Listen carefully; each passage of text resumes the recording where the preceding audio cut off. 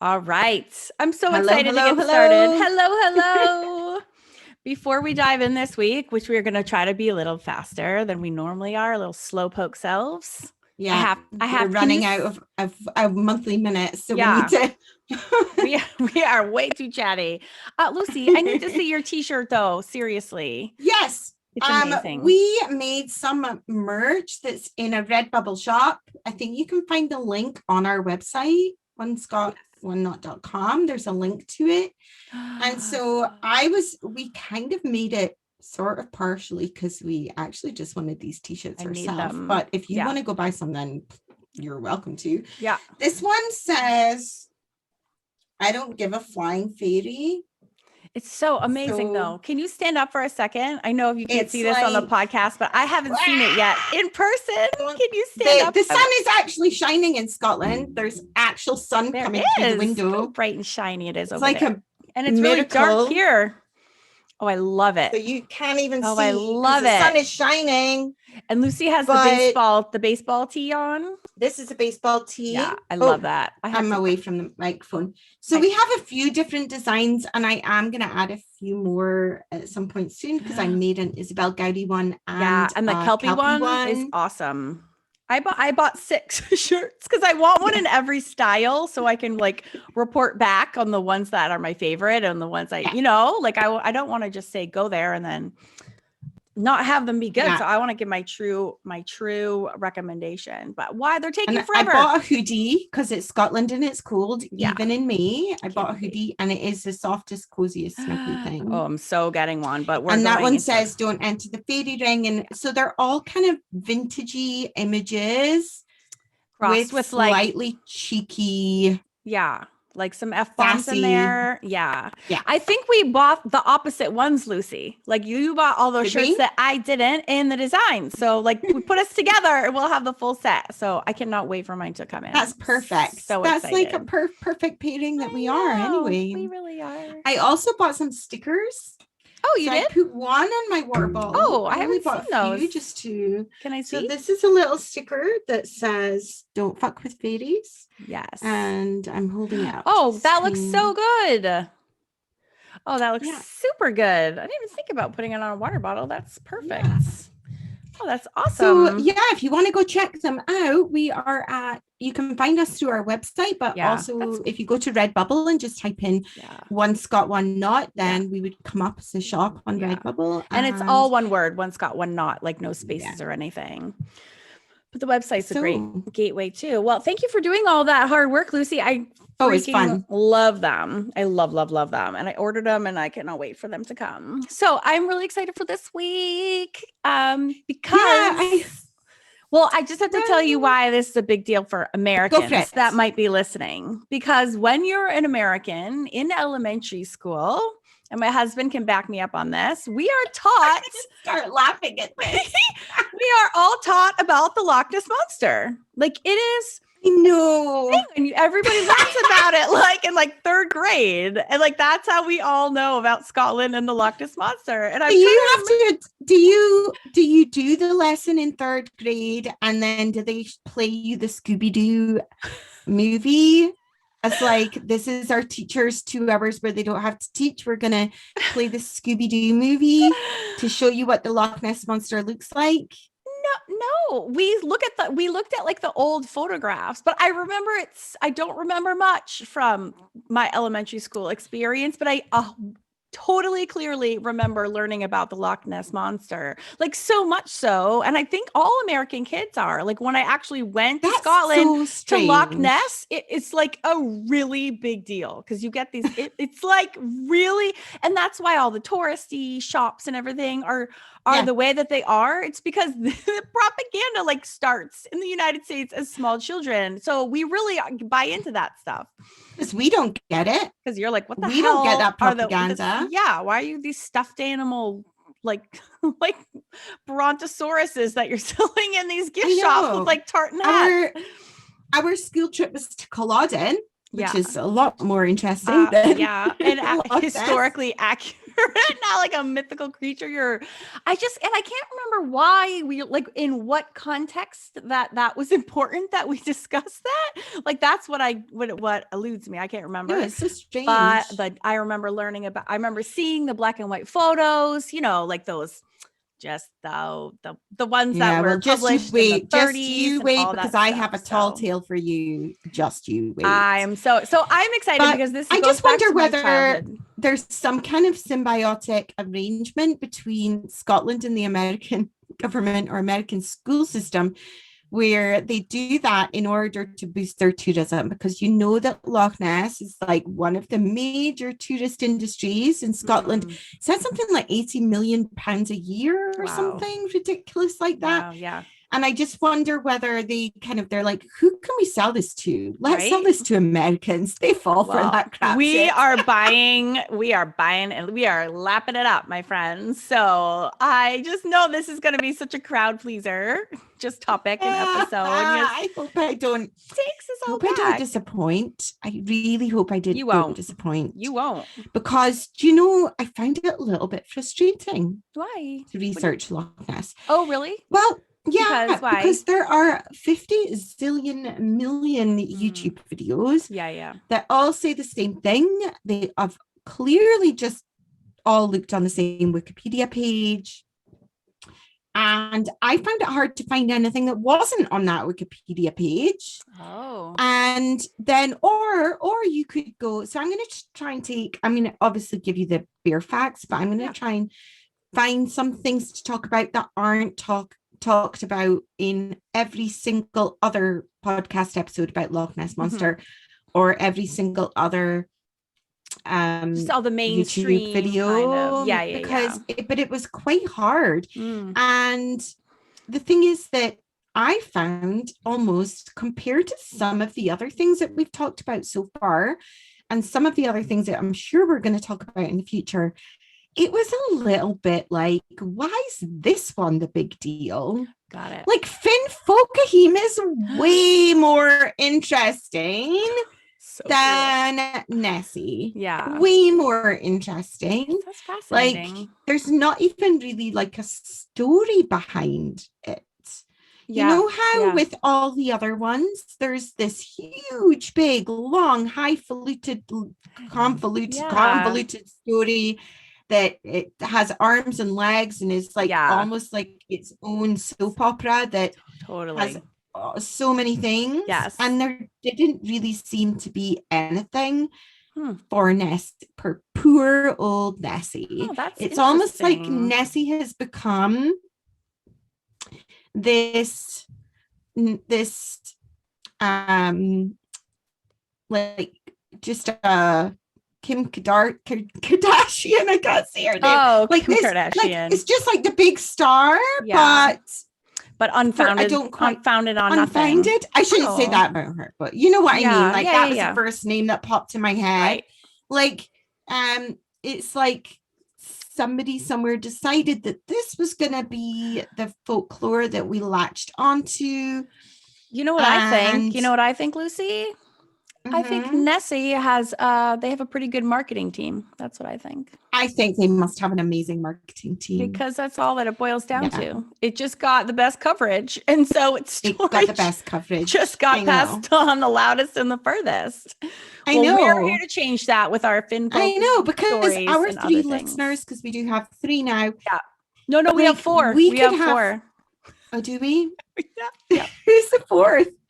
Shauna. Oh gosh, what's her last name? I literally document them. I was gonna say, I thought you were gonna say Sean. I was like, you can't. No, your husband Shauna. Is our 4th listener. And it's her name starts with a B. Her last name starts with a B. Yeah. Documented 4 listeners. Oh, brilliant. Yeah. So but excited. You see, if we had the right marketing team, we might have 8. 4 million. I'd be happy with a dozen, but So I'm really excited. So, let's dive in. I want to hear Let's dive in. I am going to give you a super quick overview for anyone who hasn't done Nessie in school. Yeah. And doesn't know anything about this at all. But I don't want to get bogged down in like dates and facts and figures, because it's quite frankly a little bit boring, isn't it? I think so. It is for me. Yeah. Yeah. But Loch Ness, if anyone doesn't know, is a huge, big loch in Scotland. There's a river, there's several rivers come from it, but one of them is called the River Ness, and the River Ness outlets into Inverness, which is the gateway to the Highlands. It's up in the Highlands of Scotland.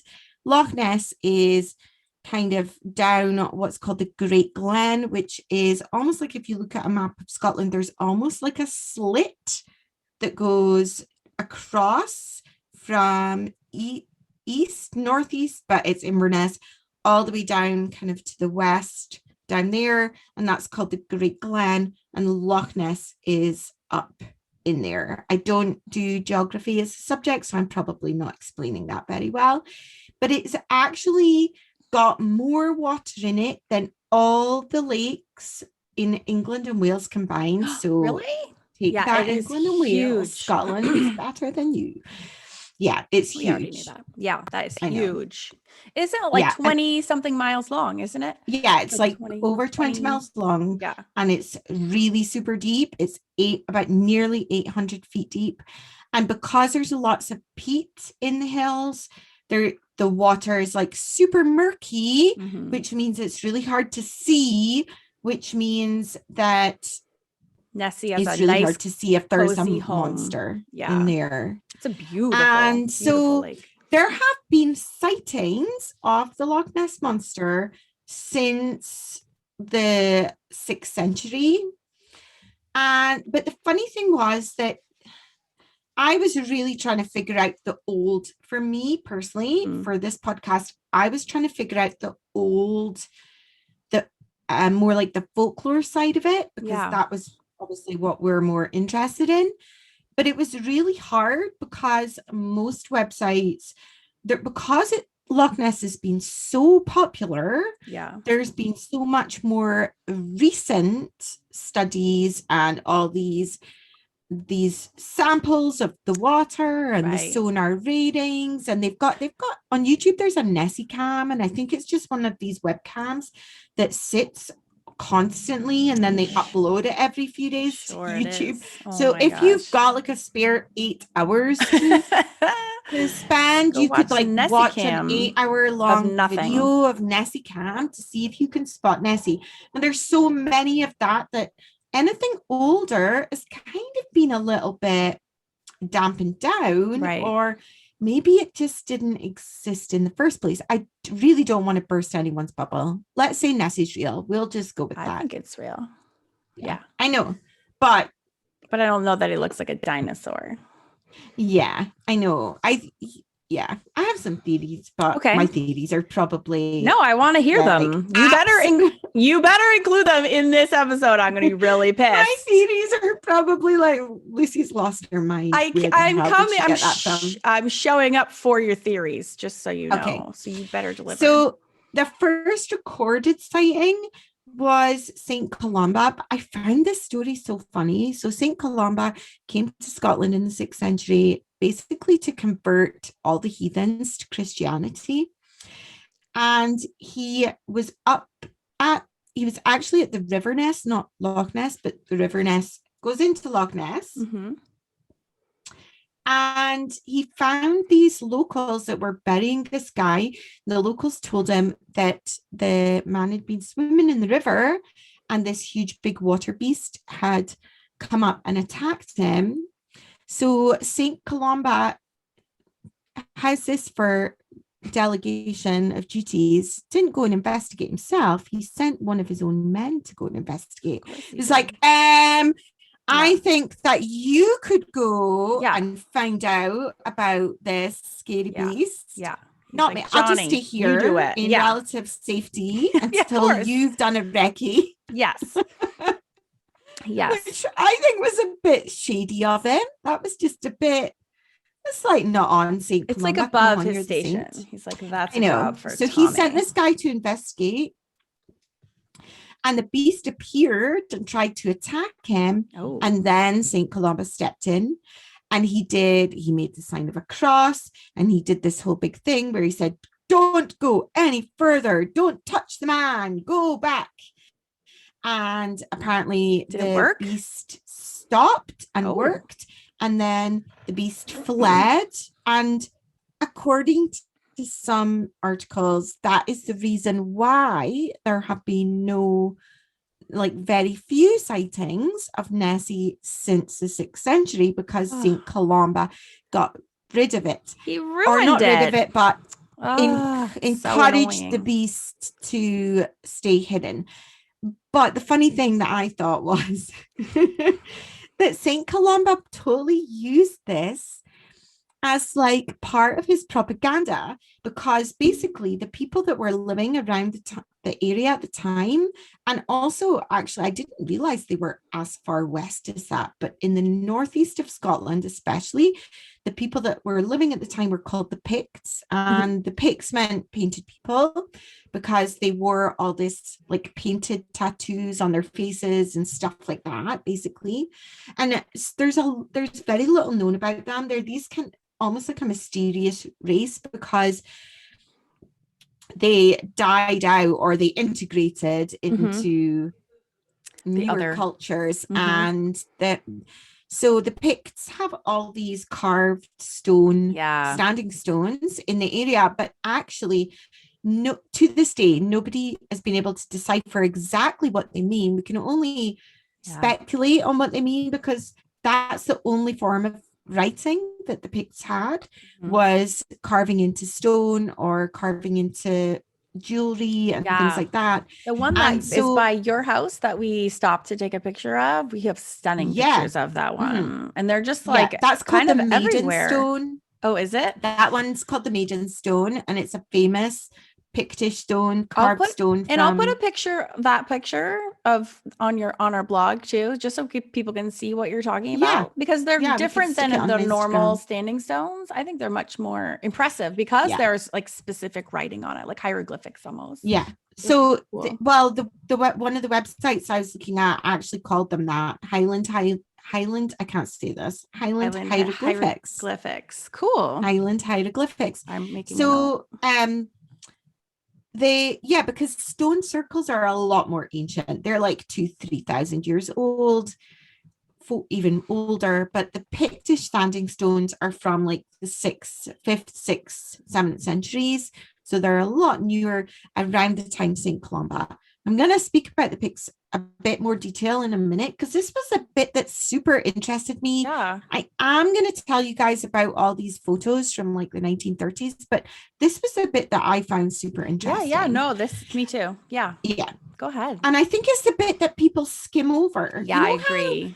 With other things that we've spoken about where, I can't even remember what it was. It was like something, it was the... It was the Ben Nia with the boobs. Yeah. Remember, you were like, they just say it. And then like the sentence finished and they don't even try and discuss. Yeah. They don't unpack that in any way. Yeah. It's a little bit the same with these older stories, because all anyone's interested with Nessie is whether someone took a photo in 2017 or whatever. Right. And I find the older stuff more interesting. I do too. So I feel kind of like St. Columba basically was just using this story or experience with Nessie, whatever it was, as total like propaganda for himself, that him and God had the power. We have the power to get rid of this beast that lives in this river, because that's what the Picts had actually done carvings about the Loch Ness monster. Oh, I see. But look at me, I'm a Christian man, and we have the power, and we have managed to dispel this nasty beast that's been terrorizing you for so long. So it was like a little bit cheeky on his part, especially since he sent someone else to go and check it out. Like, he wasn't even there. Right. Else. I know. Right. I know. It wasn't even him. It was somebody else. Selfish but anyway. Bastard. Yeah. Took all the credit. I know. St. Columba, you're not. Did he even see it at all? Or was this all secondhand? Secondhand, someone told him about it, and then he... No, apparently the beast came out of the water and he saw it and he Okay. commanded it to go away, Got it. according to somebody who wrote about it a few hundred years afterwards. Okay. We're so bad about writing things down back then. We need to. Oh, the I know. kids. So but that the was in thing the was, sixth. So sorry, just that to was get the sixth century. and that's the And then- fascinating part to me. Which when I poked on at it for like 2 seconds, like 3 weeks ago, and to me that's the most interesting too, because when you're learning about this, as you do in 3rd grade, I thought these, that's ancient. That's really, and so I thought was fascinating that it went back that far. I mean, that's because that implies like generations of Nessies living here, right? That's not just one beast. I know. And it's also like, feels to me that it's quite linked with all the other millions of water creature myths throughout Scotland, and Nessie is just one of them. Yeah, I do agree. That's just that this one lives in this loch, right? But there are other ones living in other bodies of water. Yeah. And so there are actually carved Pictish stones that we could stick up on our Instagram when the episode airs, of water, what they think, because obviously there's nobody around to decipher them now, but what they think are water beasts. So one of them is called the Pictish Beast, and it looks almost like this weird creature with flippers instead of feet. Yeah. I think I've seen that depiction. Yeah, and so they think that possibly has something to do with a water creature from the Loch Ness area. And then there's another one which was called the Drumbuie Stone, which I would kept misreading as Drambuie, which is a kind of drink. And this one was actually found, it originally came from near Uckert Bay. Now, if you know the word Uckert, there's a castle called Uckert Castle at Loch Ness. Yeah, it's beautiful. And I'm saying it the way that it should be pronounced, but actually, if you were to read it, it almost looks like it's Urquhart. Right. But it's Uckert. Uckert is the way that I would say it. And so this one ended up at a big house, and the house was called Balmacan House, and it was right next to Loch Ness. The sighting of this was there? I'm sorry. No, I don't know how this stone ended up like in the grounds of this stone. house. Oh, okay. I thought you were talking about an actual creature. Okay. Yeah, sorry. So this was a standing stone that was carved, a Pictish standing stone. Got it. That was found in the grounds. I don't know if it was the grounds or part of the building, incorporated into part of the building or whatever of this house. But I think I've got a funny feeling, I'm not 100% sure, that this is maybe being transported to a museum now because the house was knocked down in the 1930s. Okay. But this one is another, what they think is a water serpent. It almost looks like a snake, and it's kind of like in an S shape with what's called a Z rod through it, which is like a line that looks like a letter Z on its side with weird symbols. So a lot of people think this is also something to do with the alleged Pictish people speaking about a creature in Loch Ness. So nobody really knows, but I find that super interesting that there was that evidence from the 6th century that is kind of skimmed over. Like it's always like St. Columba saw Loch Ness monster, shoot him away, and that was it. And then, Karen, then you would be proud of me. Ooh. I'm a super sleuther because I managed to find, and nobody else talks about this on any of the podcasts that I listen to. Good job. So you're getting exclusive, except it's not an exclusive because I got it from a website called Earth Stories with a Z at the end, earthstories.com, that apparently there was another telling of seeing the Loch Ness monster. Every single other source that I went to skipped from St. Columba to the 1800s. Wow, But which is this one, a big skip. Yeah. and the excuse is St. Columba chucked him out, Mm-hmm. and he was too scared to come back for all that time, I guess. Right. But this one is from a guy called the Walter of Bingham, Mm-hmm. and he came from England, but he was something to do with the church. Mm-hmm. And he made this pilgrimage up to Scotland to see holy sites in Scotland in the 12th century. Okay. So early 1100s. And he wrote this manuscript called A Journey Through Scotland. And was that me? Sorry, I'm making noises. Okay. On my phone. But I'm on the edge of my seat. So yeah. I know, I'm doing it on purpose. So good. It's so good. I'm like a slow build up. So this is the one I loved. Yeah. Apparently, sorry, I really screamed there. No, I'm so excited. Yeah. Scream worthy. But he was also a bit shady, I have to say. All these religious cleric men that aren't actually very heroic. Not like love them because they wrote everything down. Yeah. You know, if they had been Highlanders, the story might have been a little bit different. Yes. But so he also went up to the River Ness. Mm-hmm. And so it's funny that it's both stories are from the River Ness, not Loch Ness, but I guess Nessie could go between the two. And he needed to cross the river. And first of all, he asked these fishermen who he came across if they were mending their nets, and he asked if they would help him cross the river. And they were like, no, we're not crossing that river. No way. They were like terrified. They refused to do it. They must have known about the creature. But weren't they fishermen? Did they just stand on the shore? No, maybe they question the 12th century story. Okay, all right, I can do it. Belief suspended. Fishermen, shores only. Got it. Okay. Let's face it. We're talking about the Loch Ness monster. We have to suspend a lot. That's true. Whatever. It's real. Keep going. I know. They're all real. All of them. They are. All of the. I believe. All of the creatures. We need shirts that just say, I believe. Oh, I know. Shit. I need to write that down before I forget. I got it.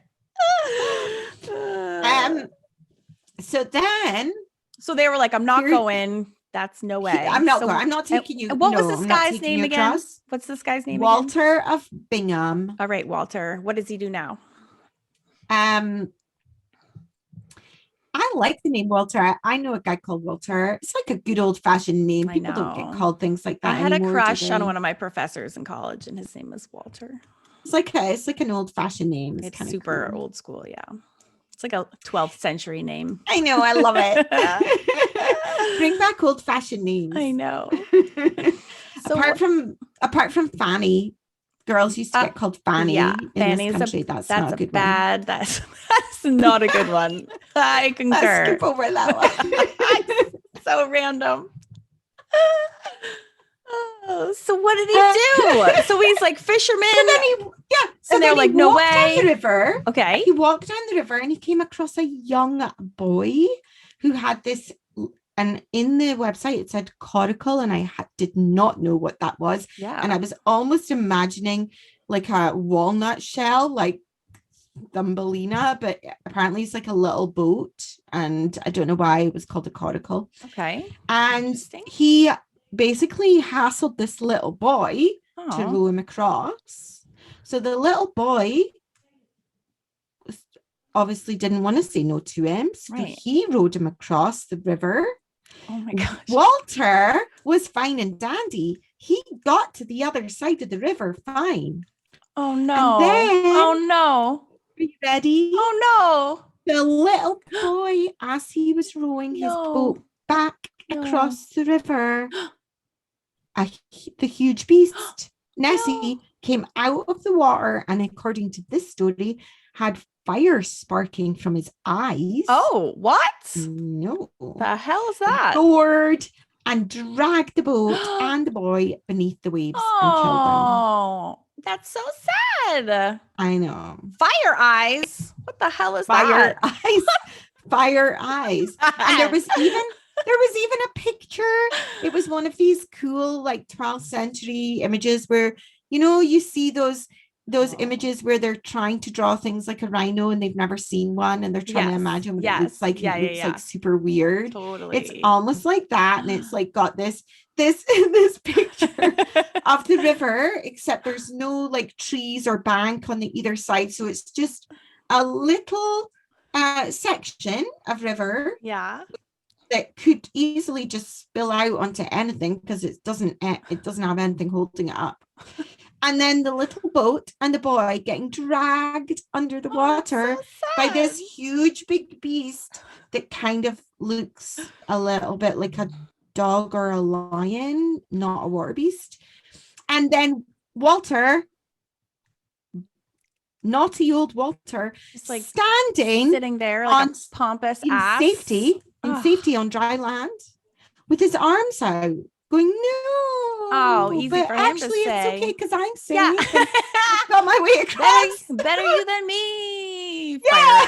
Fire eyes. That needs to be a t-shirt too.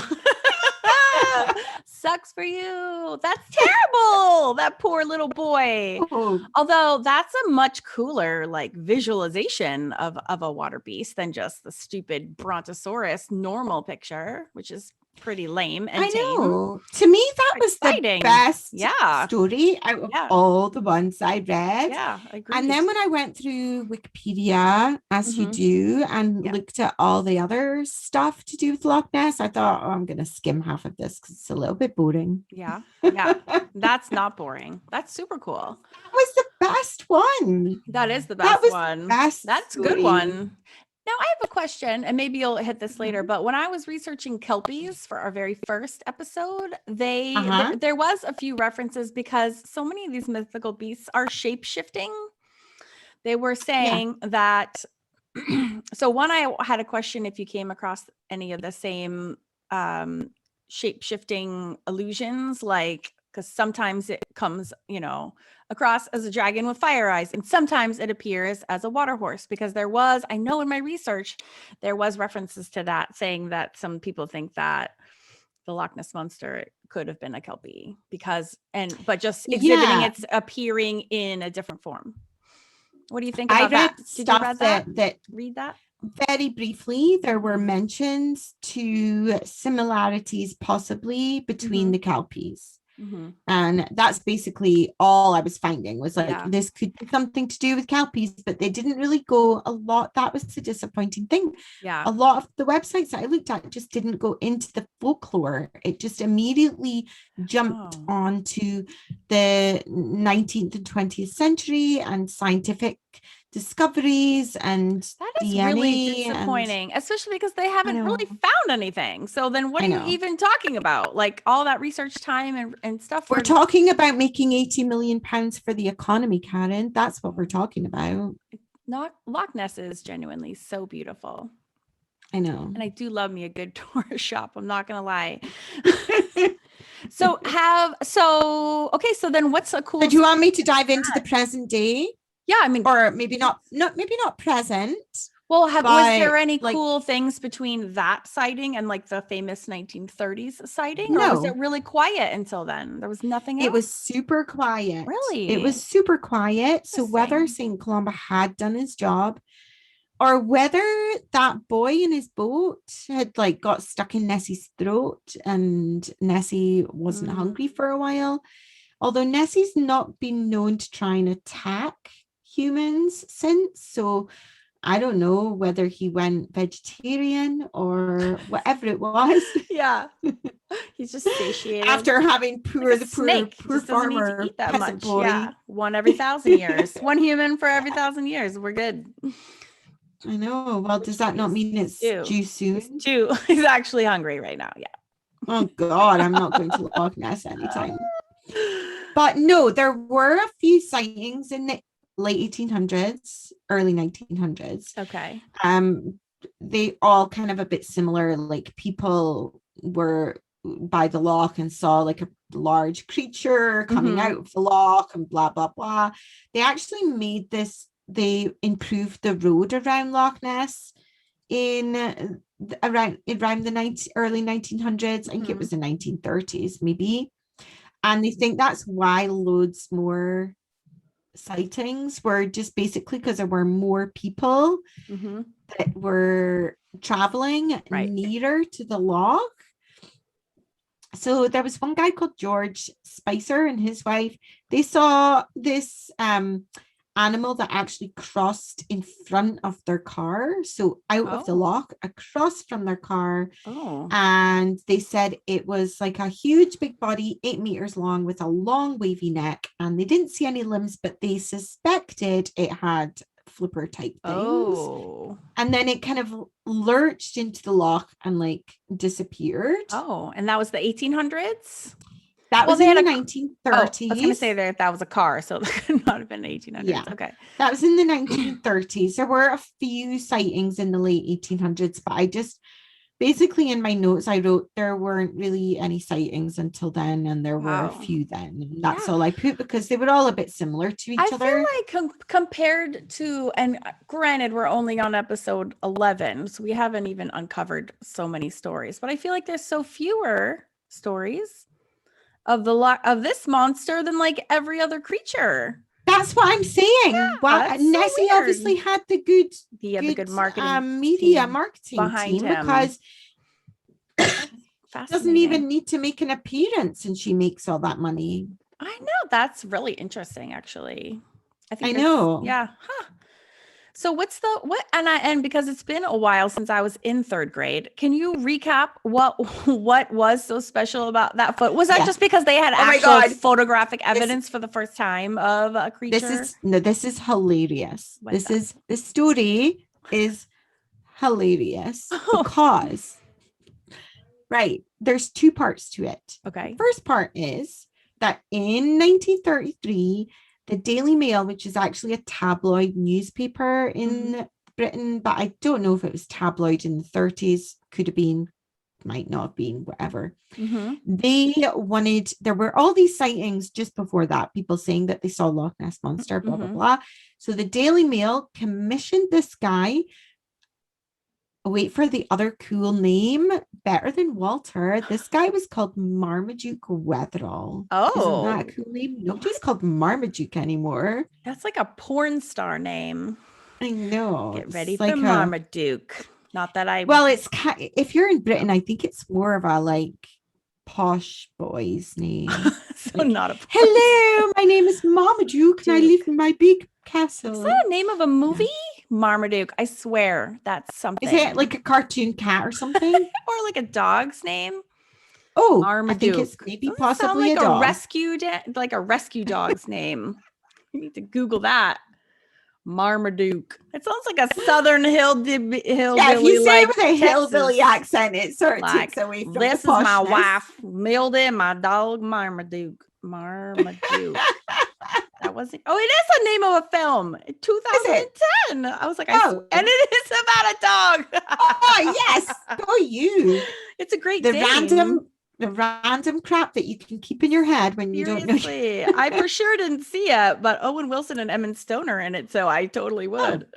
That's so funny. All right. Anyways, God, that sounds familiar. So I just liked his name. Yeah. So he was this big game hunter guy, and the newspaper, they actually like paid him. They sent him this job of going to find the Loch Ness Monster, and he, surprise, surprise, found some huge footprints that everyone was like, oh my God, we found Nessie's footprints. This is evidence that Nessie exists.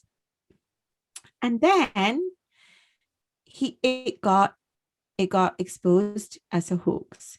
So basically someone else, I think it possibly was somebody from a museum or something,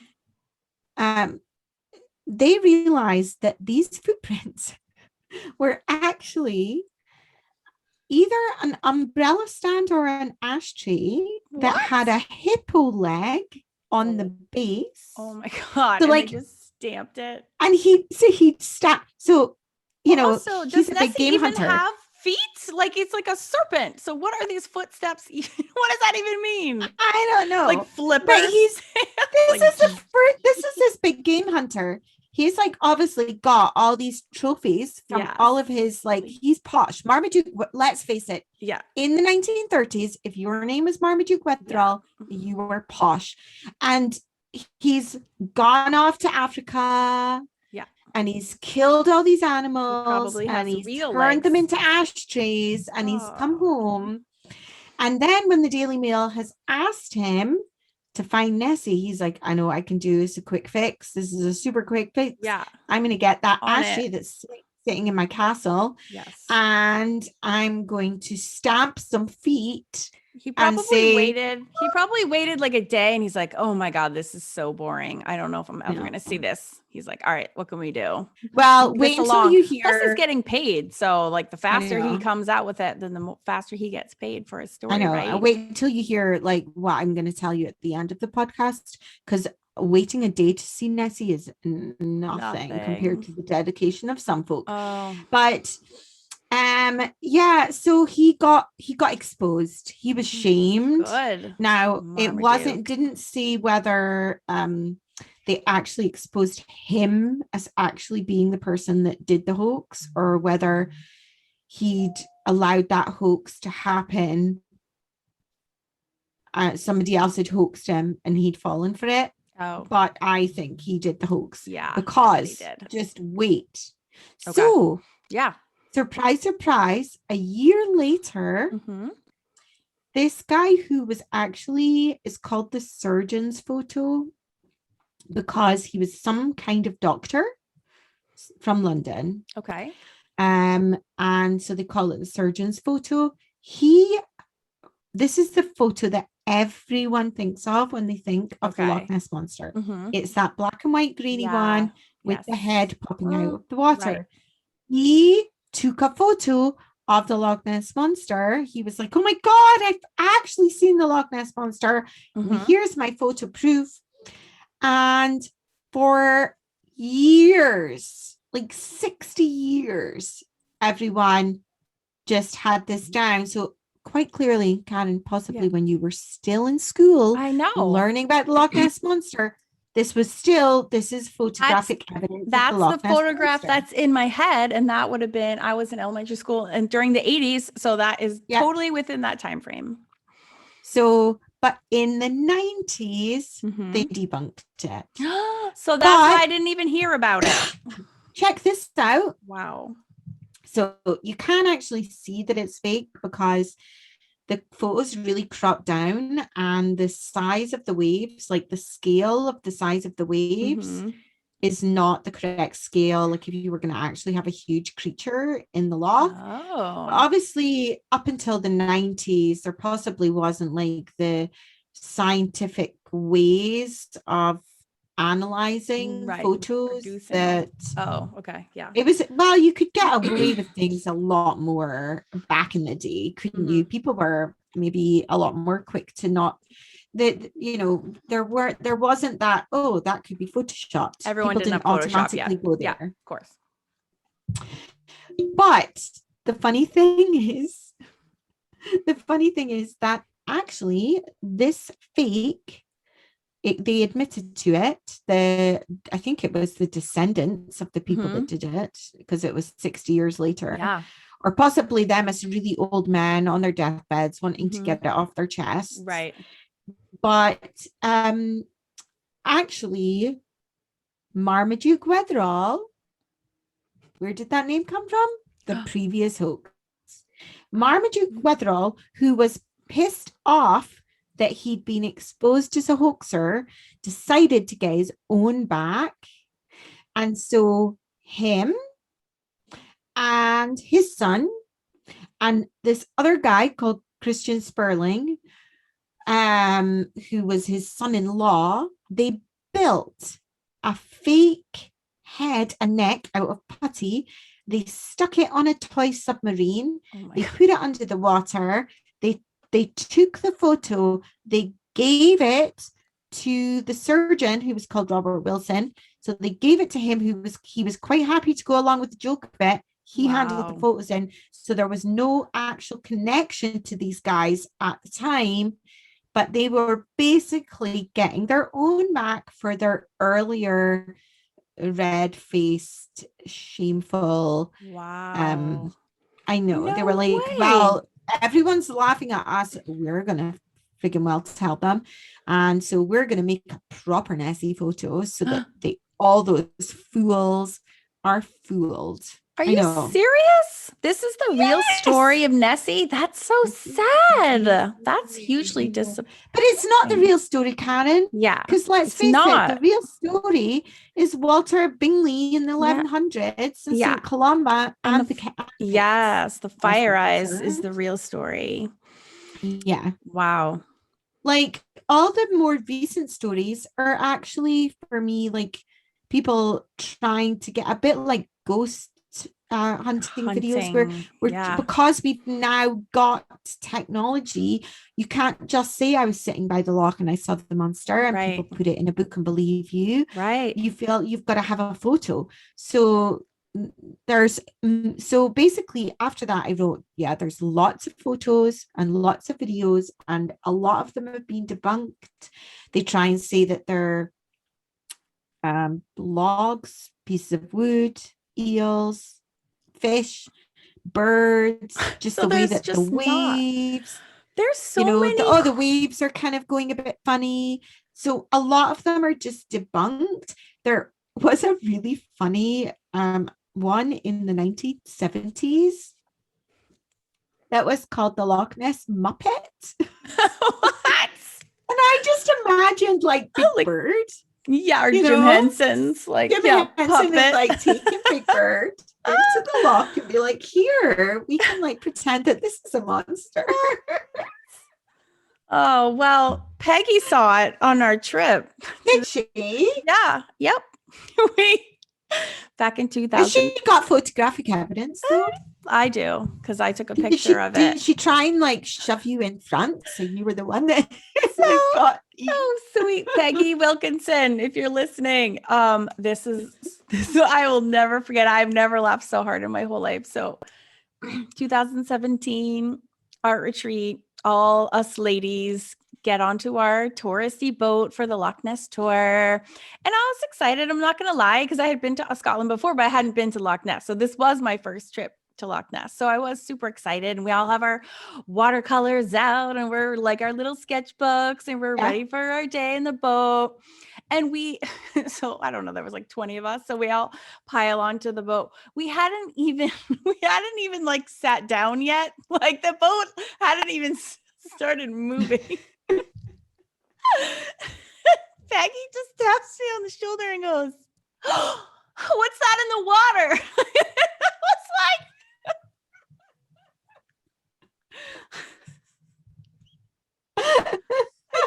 I literally my face got so serious and I just look at her and I was like, really? Really? Like I was so mad. I like felt so bad to like dash all of her hopes and dreams. It was so Peggy. funny. She was 100%. Was she convinced? What's that in the water? I was like, really? What was it? Was it a Oh my log? god. I was too busy laughing. I couldn't even look in her general direction. So I so immediately I go to Instagram. I take a picture of the lake. I can go to Instagram with my little edit tool and I made this like amazing like stick figure like Probably Nessie better than the surgeon's photo. bumps, and then I posted on Instagram and I tagged her. I'm like, we saw the Loch Ness monster. Oh my god, it was so funny. We saw it right away. Away with that, Karen. And that takes me to two realms of thinking. Number one, you could have bloody well missed it. Maybe That's Peggy true. actually did see the Loch Ness monster. Peggy, I'm and sorry. Here was you going, oh, Peggy, there's no way you would see it. Like, I'm not looking that closely.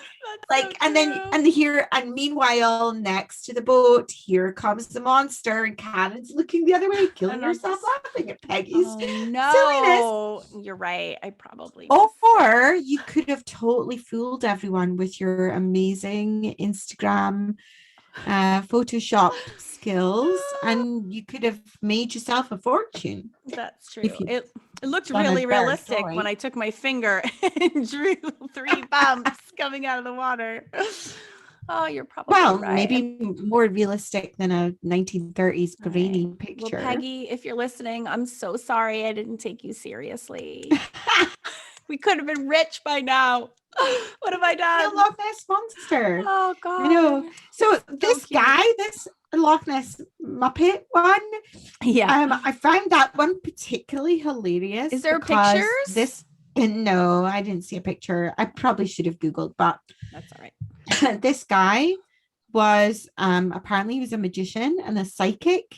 Ooh. And he said that he had managed to summon the Loch Ness monster out of the water with his like With magical his like mind psychic bullets. powers. What? That's And he said that it looked like a elephant squid, whatever that is, elephant with squid. Googling. with a white spot on the base of his neck, and apparently that was the eye of the animal. But according to Wikipedia, it looked so staged and so rubbish that it was clearly a hoax, that photo. But I kind of like the gall of the guy. Yeah. I'm a magician and I'm gonna summon the Loch Ness monster out of the. So the rest of the scientific investigation into Loch Ness monster is just a little bit dry and boring.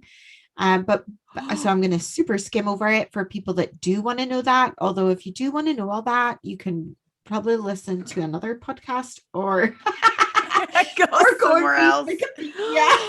Oh my gosh, I just got notification on my phone that my Redbubble has arrived. Oh, yes. Oh my God. I'm going to pause and go get it. I'm pausing right here. Boom. Okay. Okay. So basically, they started doing all this scientific stuff. I can't even remember where I'd left off before we had that quick pause, but they do like sonar scans and all this kind of stuff. Yeah. I did find it kind of interesting that both Google and Apple have done like Google Maps and Apple Maps have done like a scan. And in the Apple one, they saw what looked like a large creature just below the surface of the water. Oh, really? I know. And I thought that was quite cool. Although it did say it could just be like wood floating, which, bursts my bubble of fantasy. Does it look, wait, so which one? Apple or Google? Apple Maps from 2014. Oh, okay. I don't know if the Apple Maps have been updated. I never knew there was an Apple Maps. Apple Maps. But I think Apple Maps can, maybe it's their satellite image or something. I want to see it. And there was a really funny hoax done in the 70s where these zoologists from a zoo discovered the body of a creature in the water and were like, we found Nessie. But a dead Nessie, and they tried to remove it really quickly, but the police swooped in and they were like, you're not allowed to take, apparently there's an act of parliament where you're not allowed to remove unidentified creatures from Loch Ness. Well, that's no fun. How are you supposed to grab Nessie if you can't even grab Nessie? I know, but I guess it's to stop, like, it's so that people can, like, they can, like, keep an eye on Nessie. Right. But because of that, the people in the zoo couldn't take this creature away. And so it was discovered that this was just a seal, that they'd shaved the whiskers and they'd like planted it. What? That's not very nice to the seal. I'm a little bit annoyed at the people that do the hoaxes, because it does take away from like the real possibility of a real creature. Yes. I agree. So they kind of think that it's just all these other things, like modern scientific research is trying to put it off like it's, it could be like giant eels or some kind of weird fish that has found its way into the loch, or just some wood or some ripples on the water or optical effects from like a thing of a boat, if a boat comes through, that there's like this optical effect on the thing. But that, I find that a little bit boring. And the one that I loved was the one from Outlander, where it clear suggested that there could be a time passage under the loch. Ooh. That a creature can like slip through. Oh. So that's why it could be a dinosaur and it's not seen for a long time. Like a portal in the loch. Portal. To me, I'm going there. That's what I'm going for. That's sure. A theory that I'm sticking with. It makes the most sense. There is a time portal under Loch Ness. Hell yeah. That a creature from the past. So it really is a brontosaurus. That's why it looks like and then goes back in the time portal for a while. Don't you think that's a good one? Makes perfect sense to me. That makes perfect sense to me. I mean, there's other portals, other places, so I don't know why it couldn't be in Loch Ness. I know. And seems why? Totally reasonable. Yeah. Exactly. Done. So we uncovered Loch Ness before we look at your t-shirts that have just arrived. I know. Quickly. The fun fact I wanted to tell you was that there's a guy called Steve who gave up his job. Oh yeah. 25 years ago. Have you met him? Did you meet him on the loch? No, but I know that there's people that have dedicated their whole lives to finding Nessie. And he basically gave up his job and bought a bus, like an old library van or something, drove it from England up to Loch Ness, parked it on the side of Loch Ness, and for the last 25 years, he has searched for Nessie. Well, he needs to go in the portal. You should probably email him and be like, dude, you got to go in the lake. The portal, you kill him because he's like, okay, bye. And then no, don't do that. he spends his days making these little Loch Ness creature figures that he sells to support himself. But I watched a couple of videos that he was in where they were speaking about possible recent sightings, blah, blah. And there were lots of sort of not nasty, but lots of comments in the comment section saying that it was a bit pathetic that this guy did this. But there was I don't necessarily think so. He kind of looked like he had a really chilled out, peaceful life. He lived in this really cool bus on the side of the loch, which is beautiful. It's so beautiful there. And at one point, it was inside his bus and it was looking out the window. He was sitting at a table in his bus looking out the window, and it kind of was behind his back to show. And I thought, if that's your view and the sun was setting and he was looking out across the loch, do that in a heartbeat. So peaceful. Yeah. I thought, there's nothing wrong. Follow your dream, man. Seriously. Follow your dream. If that's your dream, don't worry about what anyone else thinks. You're not harming anyone. No. It looked like a kind of a cool thing to do. It's just that obviously he's not seen Nessie for 20 years. It's just a lot of waiting. I know. He's like the personification of the word patience. I just think if I was him, would I think, oh, what if Nessie happens to appear when he goes to take the toilet? I was just gonna say that. I wonder if he never ever turns his back. He's just always What about when he goes to sleep? I know. I have the same thoughts. And he was interviewed on different TV programs, and in one of them he had his back to the loch, so the loch was behind him, and the interviewer was interviewing him. Can you imagine if the passes a little bit like you and Peggy? Look, there it is, and he's and by the time he's turned around, it's gone. How disappointing would that be? It's pretty disappointing. Maybe we should go. Maybe when the next time we're there, we can interview him for our podcast. Oh yeah, we should go visit him. Right? That would be fun. I would buy his little trinkets in a heartbeat. I know. And I don't think it would be. I think it would be an amazing life to live by the shore of the loch your whole life.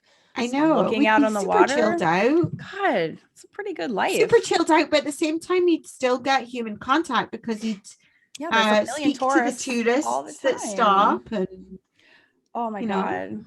let's see your t-shirts. These shirts We're are kind of wrapped amazing. up Loch Ness. So I ordered 1, 2, 3. I really did order 6. Karen's order came literally as we were in the middle Literally, of recording. I paused the recording to go to my mailbox to get them. The order, and I know I can tell from here that I am going to want to have some of these, because I see something that's turquoise, and I didn't order any colored ones, and I don't know why. So I ordered all the different styles, because I first of all, I wear graphic tees every day. So, and I'm really picky about how they fit. But look at this one. So they're all mediums, but look at this one. This one is like, sorry if you're only listening and not watching. There's one that's 6 inches wider than the other one, which is the same size. That's why I bought all the styles. So I could be like, if you want a looser one, grab this one. If you like a tight fit, grab this one. Because this one is super, look how wide that one is too. But awesome. Oh, I love that one. Is that the loose? That's like a slouchy scoop neck fit. And then I've got one of those. This one is like a classic but fitted, like woman's slim fit. Yeah, I couldn't get those because the largest size was still too small for me. No, but these are huge. That's huge. Which one's that? What style is that? I don't know. I have to go look. But there's 2 different, one's relaxed fit, I think, and the other one's a scoop neck. But I love a tank, and it gets so hot here in the summer. So I love this color combo. I love that one. So this one is, I don't give a flying fairy that's like a navy background with the purple. The only one, but I kind of love it about this. So the only one that you can't see, we were worried about this because it's black on purple.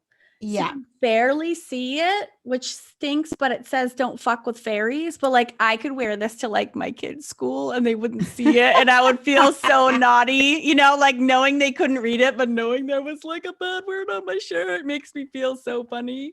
Like a hidden code. Exactly. Yeah, because the problem with Redbubble is they put each design on all the colors of t-shirts. So if you've got a black design, there will be a black and dark colors options of t-shirts, and the design just doesn't show up on it. But there's no way of taking that one away. Yeah, and I knew that it was going to look like that, but again, I was thinking but that'd be really funny to wear it around. I'm little Serbian, all the moms, and have your little naughty shirt on. I'm all about it. They'll have all these people just peering at your boobs super close to try and read it. Oh, I like that. I know, isn't that so pretty? So I like this because it's two-toned tank top, and it's all willowy, and I just love it because it's black. So so Lucy did an amazing job combining vintage graphic images with a really cool, our Celtic font, and then naughty, funny little sayings that are, a lot of them are only relevant to the podcast too. So it's very much insider One Scot, One Not jokes. Yeah. And you did an awesome job. I love this one. It's so pretty. Yeah, and I've got a list of a few more that I want to make. I know. When I get a chance. I can't wait to see it's them. Actually just super fun to do. Yeah, they came out amazing. You did a really good job on that. I didn't know 90% of what you told me, and I just think it's so funny that is what we learned about, and what a wasted opportunity for my teachers, because there is really cool mythical stories that are much cooler than the current there's a monster and that's it. I think that's really I feel like all the modern stuff is overtaken all that older folklore, and to the extent that unless I was going to do a super, super deep dive research or go to, Aberdeen University Library and look up some books from the 1800s about Loch Ness, it was hard to find anything. Yeah. Because it all spoke about the surgeon's photo and the sonar thing. Yeah. And to me, that was interesting enough, but it wasn't super the old stories interesting, although I'm not saying that this episode's boring. We're not saying that. We're not saying that we're giving you a boring episode, hopefully. Oh, But I didn't know any of the old stories at all. I like And the old stories. yeah, I do too. Fire Eyes, please. That's new.